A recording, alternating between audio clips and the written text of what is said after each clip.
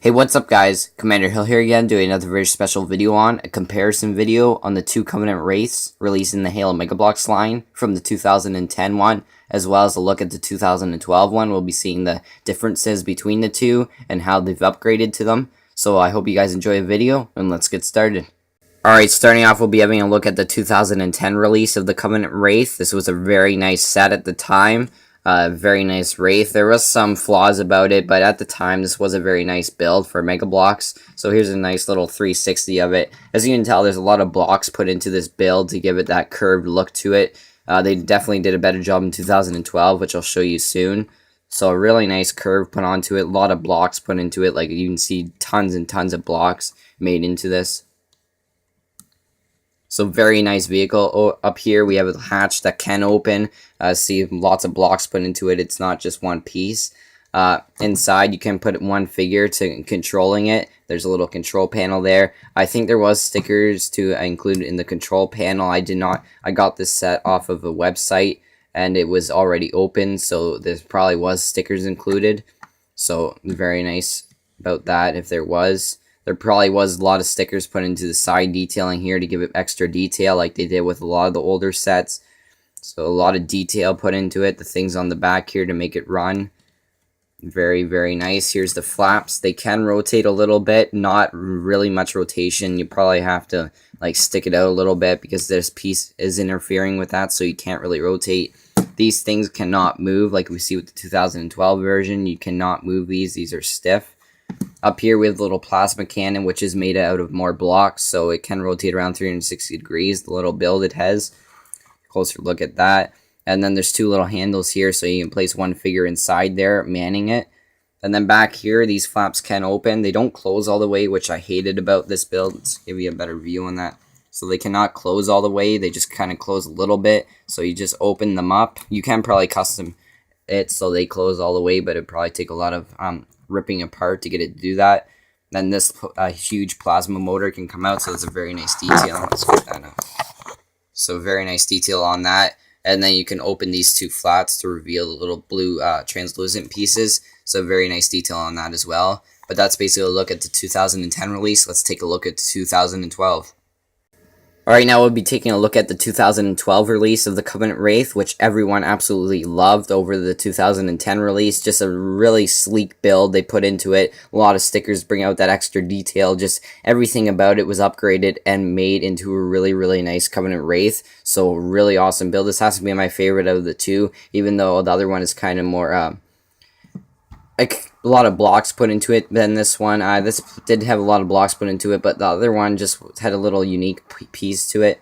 But up here, these things can move. Like I said, with the other one, they did not, but these things can move. I forgot to mention that both of the Covenant Wraiths had these little translucent pieces up here to give the illusion that it's floating, like we see in the game. And then over here, these little flaps back here can rotate around 360 degrees, so that's really nice. Back here, these flaps can move up and down. There's nothing blocking it, so you can move them up and down. But we didn't get that with the other one. As you can tell, there's a lot of stickers put into this as well. It's definitely more blocks put onto this side than we saw with the other one. Just a lot of blocks put into both of these. Back here, we have this little motor thing back here. I guess you can call it the engine. And then up here, a really, really cool... Well, let's start up here. This flap can open to reveal cockpit inside. As you can tell, there's like a little seat. Let's get some better lighting. There's like a little seat where you place one minifigure inside, so it's a lot better detail than the other one. And there's another control panel there, which does not include a sticker. And I did get this set out of the package, and there was no sticker for that. And then up here, we have a lot better designed plasma cannon. This is when they came out with the plasma cannon, so they just put it up here on this piece. So you can get this with other sets as well for just the weapon itself. And it can rotate around 360 degrees on this base, moving the man around as well. So that's a very cool feature. Really love that compared to the other one. And up here is the one that they upgraded the most on, in my opinion. Better view on that. Okay, so these flaps can close all the way, completely covering up the motor. And then they can open up very nicely, just slide right over, and this thing, the motor can pop up again. So very nice, and it's definitely a really unique feature. Like the motor itself changed compared to the 2010 one, so it's like a little smaller build. I kind of like the look of the other one better, but this one is still cool in its likeness. So very cool. I really love that feature right there. A lot better than the 2010 one did. And then it can be closed up and placed back in there as well. And now let's take a look at them side by side quickly. Alright, now here's a look at the two Wraiths side by side. 2010 release, 2012. You guys are wondering, you probably know that though. But as we can tell, they definitely did. These has to be two of the builds that they changed a lot out of the other builds they changed.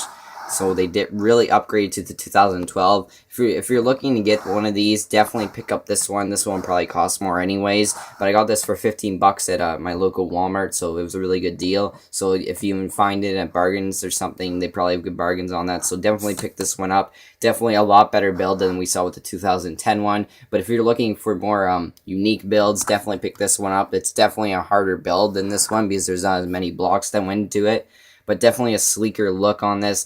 The hatch didn't really upgrade that much. It's just a different look to it, so nothing really better about it there. Up here, the plasma cannon definitely upgraded from just a simple little build here to the actual thing molded into the actual thing we see in the game, and it can rotate the figure around like we did not see with this one. And also the feature at the back opening up to the motor definitely has better detail put into it. Just overall way better build than we saw with the 2010 one. Now let's move on to the conclusion. Well, that pretty much does it for this comparison video. I hope you guys enjoyed it. If you haven't seen my Banshee comparison video, please go check that video out as well. So I hope you guys enjoyed this video. Moving on to the shoutouts, I said I do this. So first shoutout goes out to Clone Ollie Boy, or Ollie, yeah, Clone Ollie Boy. Sorry about that.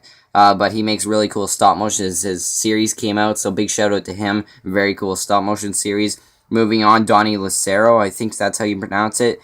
So I'm sorry if I mispronounced that, but Donnie makes really cool stop motions as well. Hails Mega Bloks stop motions and also does a couple reviews, so very cool channel. Please go check him out. And as well as a big shout out to Vans1234. He's definitely a really cool guy on YouTube. He definitely helped me grow my channel, so please go subscribe to him. He has one of my favorite channels on YouTube, but if you need help with your channel, he'll definitely be glad to help. He sure helped with mine, getting me up to 49 subscribers, and thank you guys a lot for getting me up to 49 subscribers, to all of you who have subscribed to me. So thank you so much. Like, hopefully I can get up to 50 in the next week. So if you're my 50th subscriber and you want to get a shout out, I'll give you a big shout out if you comment in my videos below or send me a personal message. So I'll definitely give you a big shout out if you're my 50th subscriber. But thank you guys so much for subscribing to me, and I'll see you guys next time. Commander Hill, out.